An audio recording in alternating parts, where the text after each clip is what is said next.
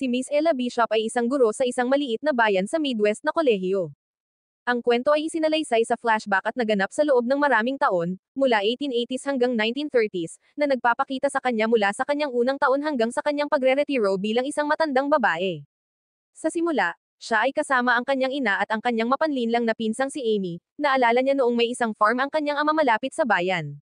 Si Ella ay isang babaeng may kahirapan kung ang kanyang pagkabigo ay lumalaki habang lumalapit siya sa kababaihan.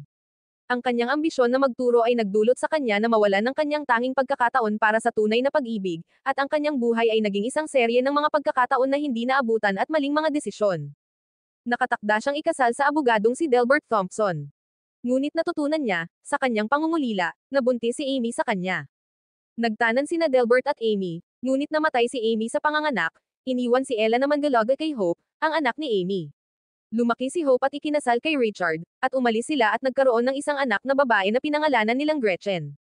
Mayroon din si Ella ng relasyon sa isa pang guro, ang hindi masaya sa kanyang kasal na si John Stevens, ngunit sa huli, iniwan niya ang relasyon, sa huli, nalulungkot siya sa pag-aalam na namatay si John.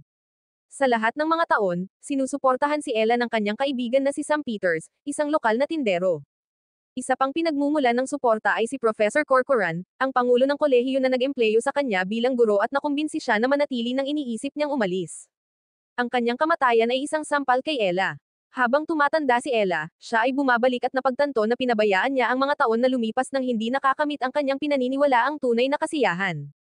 Gayunpaman, hindi nawalan ng kaluwalhatian ang mga taon, at dumating ang kanyang sandaling tagumpay nang bumalik ang kanyang maraming ngayon ay kilalang mga mag-aaral mula sa mga nagdaang taon sa isang testimonial dinner sa paaralan upang parangalan ang kanilang minamahal na Miss Bishop.